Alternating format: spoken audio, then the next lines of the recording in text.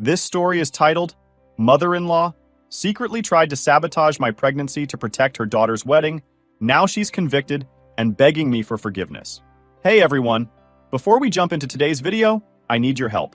We've noticed the channel is losing some traction, and subscribing is one of the best ways you can support us. It's quick, free, and it helps us keep bringing you awesome content. Your support means the world. Let's keep this channel growing together. Thanks so much. Now let's start the video. Hey guys, I don't even know where to begin with this mess, so I'm just going to start from the top. It feels surreal even typing this out because the level of drama here is something I never thought I'd experience. I feel like my family's been flipped on its head, and I need to get this all off my chest. So, I'll give you some background first. I'm 29 female, married to Adam, 31 male. We've been together for 6 years and married for 3. A few months ago, we announced that we're expecting our first baby, a little boy. You'd think everyone in the family would be thrilled, right? Well, not so much. Adam's mom, Megan, has always been difficult. I've tried to give her the benefit of the doubt over the years, but this time she went way too far. Megan has always been obsessed with Adam's younger sister, Rachel. Rachel is her golden child, and no one can do any wrong in Megan's eyes except me, apparently. Rachel is 27 and recently got engaged to her longtime boyfriend. The wedding is planned for the end of the year, and Megan is treating it like the Oscars, the Super Bowl, and Christmas all rolled into one. She's been micromanaging every little detail, which fine, that's her thing. But when Adam and I announced my pregnancy, things started getting weird. When we told Megan we were expecting, she didn't react the way I thought she would. I mean, she said the right words. Congratulations! That's wonderful news. But it felt forced. She seemed more concerned about the timeline than the baby itself. Rachel's engagement had just been announced, and Megan made a comment like, well, I hope this doesn't cause too much overlap. I just ignored it, thinking maybe she was just stressed. I never imagined where this was going. As the months went on, Megan started being heavy on throwing comments. She kept bringing up how close my due date was to the wedding date, saying things like, I hope people don't get distracted, or, it's such a shame about the timing. She even suggested that I avoid sharing too many baby updates with the extended family, so we can keep the focus on Rachel. I laughed it off at first, but it started to bother me. Why was my pregnancy such a problem for her? Adam told me to just ignore her, and I tried, but then things escalated. One night, Megan called me out of nowhere and asked how I was feeling. I told her I was doing fine, just the usual pregnancy stuff, and she said, well, I hope you're taking this time to think about what's best for everyone. I asked what she meant, and she said, you know, there's still time to make other arrangements. Rachel's wedding is such a big deal, and this could be a lot for the family to handle all at once. At first, I didn't get what she was saying. Other arrangements? Then it hit me. Turns out she was talking about ending the pregnancy. I couldn't believe it. I told her there was no way I was considering that, and that her suggestion was offensive and disgusting. She tried to backtrack, saying she was only thinking about the family dynamic and how this might affect Rachel. I told her it wasn't her business and hung up. I was shaking with anger. Who says that to a pregnant woman? Adam got furious when I told him. He confronted Megan about it, but she denied everything. She said I must have misunderstood her and accused me of being hormonal. Adam knows me better than that, though, and we decided to keep our distance from her for a while. For a couple of months, things were quiet. I thought she'd finally dropped it and moved on. But the strangest moment came one evening when a package arrived in the mail. It was addressed to me, and at first I thought it was just a routine delivery. Maybe baby supplies or something Adam had ordered. But when I opened it, I found a stack of bills. These weren't your average medical bills either. They were duplicates of charges we'd already flagged as suspicious, but with slight modifications, like different dates and amounts. Confused, I showed the bills to Adam. He immediately noticed something off. These don't even match our records, he said. That's when it clicked for both of us. Megan must have sent them. She was trying to pass off these bills, probably hoping I'd pay them without noticing. I couldn't believe the audacity. And you know what? I almost did pay them. One of the bills was so similar to a legitimate charge that I had it queued up for payment before Adam caught it. If we hadn't been extra cautious, Megan's little scheme would have cost us a fortune. It was both infuriating and terrifying to realize how far she was willing to go. After everything that had happened with Megan's bizarre comments and that awful phone call, Adam and I tried to put some distance between us and her. I focused on my pregnancy and preparing for the baby, while Adam supported me every step of the way. For a while, things were quiet. Too quiet, in hindsight. When I reached my 3rd trimester, we started noticing something odd with our medical bills. At first, it was just a few charges here and there that didn't seem familiar. Adam spotted them when we were going over our finances one evening. He asked me, "Did you schedule something at a clinic recently?" I hadn't, so I figured it must have been a mistake. I mean, insurance billing errors happen all the time, right? But the charges kept appearing. Small ones at first, like consultation fees, but then larger ones for procedures we'd never even discussed with my doctor. We decided to call the clinic listed on the bill to get to the bottom of it. The receptionist was polite and helpful. I explained the situation, expecting her to confirm it was some kind of administrative error. Instead, she said something that stopped me cold. "We have notes from a patient named Megan on your account. She's the one who scheduled these appointments." My heart dropped. Megan? As in Adam's mother? Megan? I couldn't believe what I was hearing. Why would she be scheduling anything under my name? I asked the receptionist to clarify, and she confirmed that Megan had been posing as me, calling the clinic, and booking appointments. Worse, she had provided documents that authorized her to make decisions about my pregnancy. I didn't know whether to scream or cry. I asked for a copy of everything they had on file, and the receptionist said she'd have their legal team get in touch to provide the necessary documents. She sounded sympathetic, but there was a tension in her voice, like she knew how serious this was. When I hung up the phone, I just sat there, frozen. Adam came into the room, saw the look on my face, and immediately knew something was wrong. I told him everything. He went from confused to angry in the span of a few seconds. "She did what?" he said. "She's been pretending to be you? Why? What is wrong with her?" I didn't have an answer. All I knew was that Megan had crossed so many lines, impersonating me, forging documents, tampering with our finances, and attempting to sabotage my pregnancy, all for the sake of Rachel's wedding. It was mind-boggling to think she had orchestrated this level of deceit. I guess what I'm trying to figure out right now is whether I should confront her and stop her from the nonsense she's doing, or just ignore her bullshit and keep the peace. I just can't wrap my mind around how far she can go with this craziness. Do you think that's normal? I'll be reading your comments and keep you updated. Update 1 point. Hey guys, I'm back with an update. I didn't expect the situation to get worse, but wow, Megan really outdid herself. What started as frustration and betrayal has turned into something far bigger than I ever imagined. Adam and I agreed that this wasn't just family drama anymore. This was legal. And honestly, I couldn't stay silent. We decided to wait for the clinic to send over the documentation before confronting Megan. In the meantime, we went through every single medical bill and flagged anything suspicious. The more we looked, the worse it got. Megan had been at this for weeks, maybe even months. She'd been paying for these appointments out of her own pocket, which made it clear this wasn't just a spur-of-the-moment thing. This was planned. The clinic's legal team got back to us a few days later with everything we needed. They sent over call logs, appointment records, and copies of the fake documents Megan had provided. Seeing it all laid out was both infuriating and heartbreaking. She'd gone to great lengths to sabotage my pregnancy, all because she thought my baby would distract from Rachel's wedding. The documents were especially damning. Megan had forged my signature on a fake authorization form, claiming I'd given her permission to make medical decisions on my behalf. She'd even fabricated a story about me being too emotionally overwhelmed to handle the pregnancy. It was disgusting. Adam and I decided we couldn't wait any longer. We needed to confront her. We knew the confrontation with Megan wouldn't be pretty, but neither of us could have prepared for just how unhinged things would get. Adam and I went into it with a folder full of evidence, call logs, forged documents, and billing records from the clinic. This wasn't just a family argument, it was about accountability. Megan needed to understand how serious this was, and honestly, we were ready to cut ties if she didn't. The day after we got the clinic's documents, we drove to Megan's house. Adam was quiet the entire way there, gripping the steering wheel so hard his knuckles were white. I could feel the tension radiating off him. He'd always tried to defend his mom, even when she overstepped. But this time, there was no defending her. She'd crossed a line no one should ever cross, and Adam was livid. I also think that Adam had enough with Rachel being the golden child in his family. And this time, they're crossing the line trying to prevent him from having a son, all for Rachel's sake. Honestly, I'm glad that he could see the truth without me trying to convince him. When we arrived, Megan greeted us with her usual forced smile. She looked surprised to see us, especially when she noticed the folder in Adam's hands. "What's this about?" she asked. "We need to talk," Adam said, stepping past her into the house. I followed him, and Megan closed the door behind us.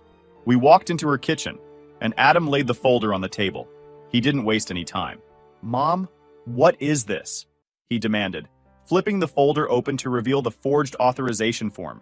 Why did you forge my wife's signature? Why have you been pretending to be her and scheduling appointments at a clinic? Megan's face went pale, and for a moment, I don't know what you're talking about, she said, avoiding eye contact. Those bills were just an accident. I didn't mean for anyone to pay them. Don't lie to me, Adam yelled. We have all the evidence. The clinic gave us the call logs, the documents, everything. You did this, Mom. Now tell me why. Megan's expression hardened. Fine, she said.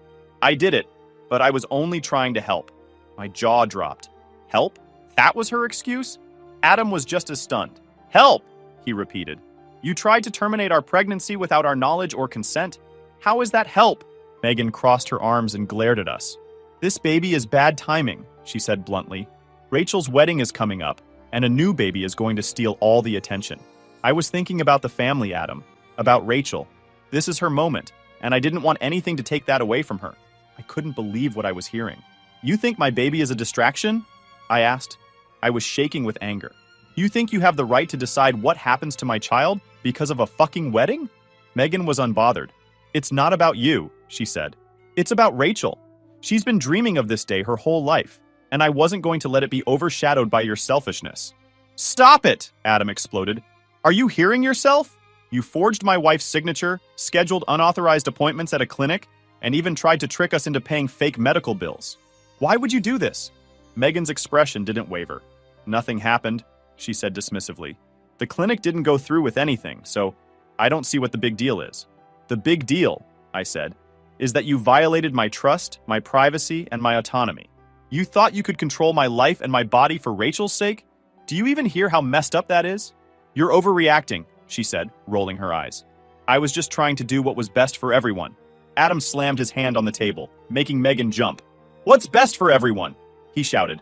What about what's best for me and my wife? What about our baby? Did you even think about that? Or was it all about Rachel as usual?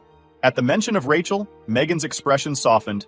Rachel didn't ask me to do this, she said quickly. This was my decision. Oh, I'm sure she didn't, I said, my voice dripping with sarcasm. But I'm also sure she's perfectly fine with what you did. She's been spoiled by you her whole life, and now you're ruining my life to protect her wedding. It's disgusting. Megan's face turned red, and for a moment I thought she was going to yell, but instead, she sat down and buried her face in her hands. You don't understand, she said quietly. I was just trying to make things easier for Rachel. She's been through so much, and this wedding means everything to her. Adam shook his head. You've always prioritized Rachel over everyone else, he said. But this is too far. We're done, Mom. You've crossed a line, and there's no coming back from it. Megan looked up at him, her eyes filled with tears. Adam, please, she said. Don't do this. I'm your mother. I was just trying to do what I thought was right. What you thought was right, Adam said bitterly. What you did was wrong. It was cruel, selfish, and illegal. We're going to take legal action, Mom. You need to understand that. Megan's eyes widened. She got terrified. Legal action? You wouldn't. We would, I said firmly. This isn't just family drama, Megan. You broke the law, and there are consequences for that. Megan tried to argue, to beg, to guilt us into changing our minds, but we didn't budge. Adam told her we were leaving and that she shouldn't contact us until she was ready to take responsibility for her actions. As we walked out the door, I felt a strange mix of emotions. Megan had betrayed us in a way I never thought possible, and there was no coming back from that. That night, Adam and I started looking for a lawyer. We knew this wasn't over, and that Megan wouldn't go down without a fight. But we were determined to protect our family and hold her accountable for what she'd done. Do you guys think we're taking things too far? I honestly feel that I'm only protecting myself from her harm. She's the one who started everything. Let me know what you guys think. And once we arrange everything, I'll post an update here. Thank you for reading. Update 2: Alright guys, I'm back with a new update. So, after the confrontation with Megan, Adam and I knew we couldn't just let things slide. What she'd done wasn't just a family issue, it was a crime. She'd impersonated me, forged documents, and tried to interfere in the most personal aspect of our lives. If we didn't take action, it felt like we'd be condoning her behavior. And that was something neither of us could stomach. The very next day, Adam and I reached out to a lawyer. We found someone who specialized in family and medical fraud cases and scheduled a consultation. Just explaining the situation to the lawyer was exhausting. Every time I told the story, it felt more surreal, and ridiculous at the same time. The lawyer, however, didn't seem surprised. Apparently, cases of overbearing relatives crossing legal boundaries aren't as rare as I thought. That was both reassuring and depressing. Our lawyer was blunt. What Megan had done was serious. She had violated multiple laws, including identity theft, forgery, and attempted medical fraud. There was no question that we had a strong case against her. The lawyer advised us to file both a criminal complaint and a civil lawsuit. The criminal complaint would address the identity theft and forgery, while the civil lawsuit would allow us to seek damages for the emotional distress and financial burden she'd caused. Adam was fully on board, but I'll admit, I hesitated. Part of me felt guilty for taking such a drastic step against his mother. As much as I despised what she'd done, this was still someone who had been a part of my life for years. But then I thought about my son. If Megan was willing to go this far over a wedding, what else might she do in the future? This wasn't just about holding her accountable. It was about protecting my family. That thought solidified my decision. So yeah, we filed a criminal complaint. Our lawyer walked us through the process, and within a week, Megan was formally served. I don't know what I expected her reaction to be, but I wasn't prepared for what came next. Megan started calling and texting Adam nonstop. She was furious. At first, it was all denial. She claimed we were blowing things out of proportion and accused us of trying to ruin her life over a misunderstanding. When that didn't work, she shifted to guilt trips. She reminded Adam of all the things she'd done for him growing up, as if that somehow justified her behavior. When neither approach worked, she resorted to threats. She told Adam that pursuing this case would tear the family apart, and that we'd regret it if we didn't drop the charges. She even brought up his late father, saying, "Your dad would be ashamed of you for treating me this way." That one really hit Adam hard, but he didn't let it sway him. He told her, "Dad would be ashamed of you for what you've done." When guilt and threats didn't work, Megan escalated. She started reaching out to other family members, twisting the story to make herself the victim. She told them we were suing her for no reason, and that I was poisoning Adam against her. Soon, we were getting calls and messages from relatives asking us to be the bigger person and keep the family together. Adam and I decided we weren't going to engage with the flying monkeys. If they were willing to take Megan's side without hearing our version of events, they weren't worth our time. Instead, we focused on the case. Then, we had to file the civil lawsuit. This was more complicated because we had to provide detailed evidence of the financial and emotional toll Megan's actions had taken on us. Thankfully, the clinic had been incredibly cooperative, providing call logs, appointment details, and copies of the forged documents. Along with this, we included the tampered bills Megan had mailed to us, which proved she was attempting to manipulate our finances as well. One thing I hadn't anticipated was how draining this process would be. Every time I looked at the evidence, I felt a fresh wave of anger and betrayal. Seeing Megan's handwriting on the forged documents was especially hard. It was like a physical reminder of how far she was willing to go to undermine me. Our lawyer helped us draft the lawsuit. The total amount wasn't astronomical, but it was significant enough to send a message. You can't do something like this and walk away unscathed. When Megan was served with the lawsuit, her reaction was predictable. She called Adam in tears, begging him to drop it. She said she was sorry and that she never meant to hurt anyone, but her apologies rang hollow. If she were truly sorry, she wouldn't have waited until she was facing legal consequences to say it. Adam told her as much and hung up. Next, she tried to negotiate. She offered to repay us for the medical charges if we dropped the lawsuit. But it wasn't just about the money. It was about accountability, and we weren't backing down. Meanwhile, the criminal case was moving forward. The police interviewed us and took our statements, along with the evidence we'd provided. They also reached out to the clinic staff who had dealt with Megan. From what our lawyer told us, the case against her was strong. As the legal process unfolded, Megan's behavior became increasingly erratic. She alternated between playing the victim and lashing out at us. At one point, she even showed up at our house unannounced, banging on the door and demanding to talk. Adam refused to let her in and threatened to call the police if she didn't leave. That seemed to scare her off, at least temporarily. The real surprise came when Rachel got involved. I'd expected her to side with Megan, but she took things a step further. She started spreading rumors about me, claiming I was jealous of her, and that this whole situation was my way of getting back at her for being Megan's favorite. It was absurd, but it still hurt. I'd never been close to Rachel, but I hadn't expected her to sink this low. The worst part was how public she made it. Rachel went on social media, posting vague, passive-aggressive updates about family betrayal and some people not knowing their place.